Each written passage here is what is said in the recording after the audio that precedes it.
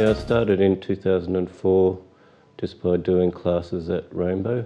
I do lots of different psychedelic collage. This time I'm trying to incorporate poetry. It's a poem about a person who's a refugee, and it's based on stories that I read when I was working at the Department of Immigration. I'm doing my perception of Australia as a collage of typical Australian life, but I'm also doing 4 other canvases that are people that are outside the system, that aren't getting recognition in Australia. Refugees, people in the country, people in the city that have disadvantages like homelessness or disabilities, and Aboriginals. I've never perceived myself as an artist. It's just something that I do, and other people have appreciated it, but I still can't think of myself as an artist. Everybody has a different viewpoint on it.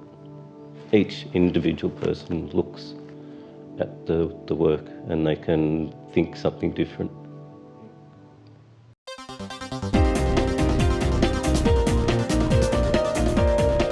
I got started in art in 2008 in a art and design course at TAFE. For the pretty look, vintage and shabby chic, using soft colours, pastels. I'm doing collage and butterflies and pretty colours, items. It's going to be a story and people can read their own story into my art.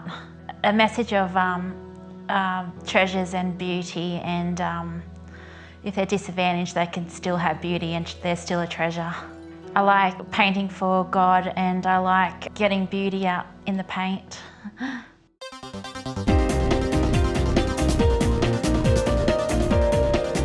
first started art in hospital as therapy, and I found that I liked it and continued in a few different art forms.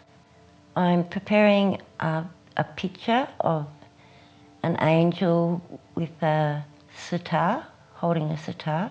I perceive happiness through music and spiritualism, so that's why I've used the angel holding the sitar. Actually, a friend of mine, because I haven't put the head on yet, suggested that I don't put a head on, because he said it would be more interesting if you could imagine different heads on the angel. But I think an angel's not complete if she doesn't have a head. I don't really see myself as an artist. I see myself as a person who enjoys doing art.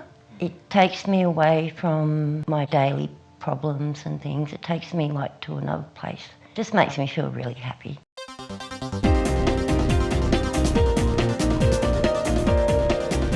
Lecturers at the School of Art encouraged me. I didn't think I could do it. Got the guys in the workshop to fit a special stand to my wheelchair. I'm taking photographs of the things in my life every day.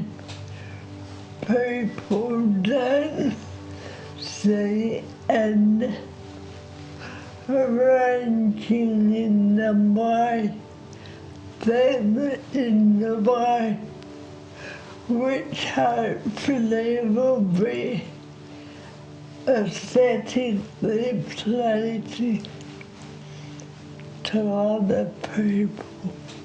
I perceive myself as a photographer who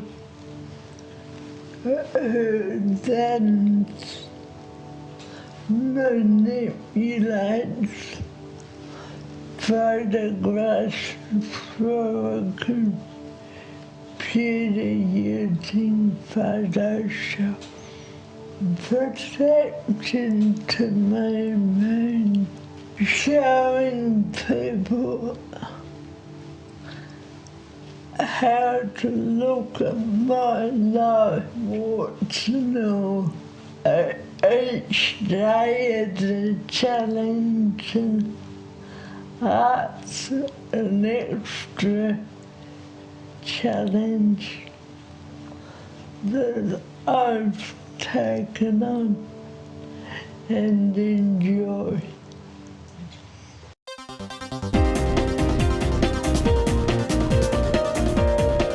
My role is to assist Jenni in gaining some extra skills both with her camera and in Photoshop in order to assist her in completing her piece for the exhibition.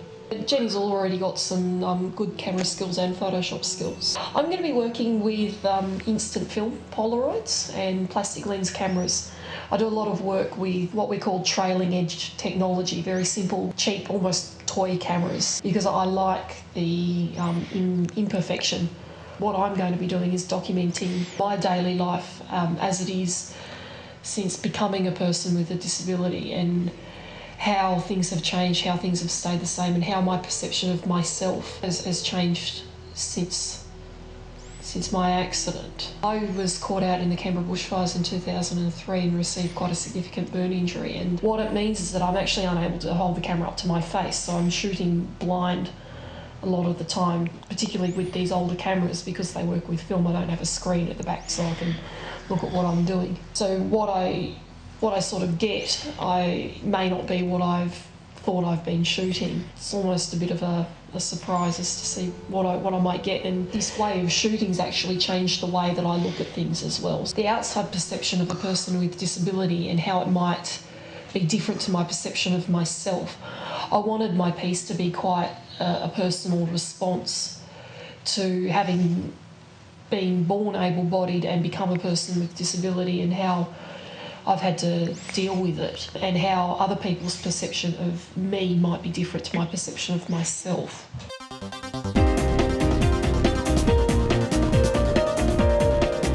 My artwork has changed because I've had to change what I do each day depending on what my body will let me do. So over the years I've had to do, as I've had years of my body not behaving itself as much as I'd like to, I've had to modify my art forms into more smaller art, and art that I could achieve in a small space from a wheelchair and from a chair at a table. For the perception exhibition, I've painted a 5-panel work, which I call Negation of Perception, meant to be viewed as a long panel.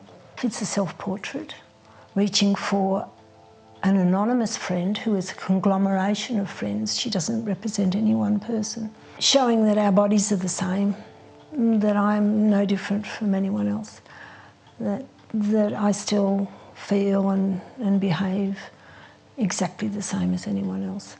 And so we're reaching for each other to show that there's no gap between us, and we're all tied together in this stream of life that doesn't say that I have to tuck myself away and not be functioning in community because I'm disabled. So I portrayed myself as nude to show that there's no barriers, that I'm not hiding anything, that my body is my body and it's the same as everyone else's. Perception, especially for me, it means how I perceive myself. And this shows in my artwork. I hope this panel of work will show them that my perception of myself is no different from anyone else.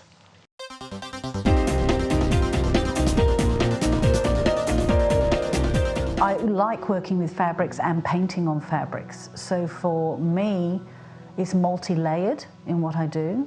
You have the fabric, I may paint on the fabric, I may add collage to the fabric. Once all those steps are done, then I stitch on the fabric in layers to give it depth.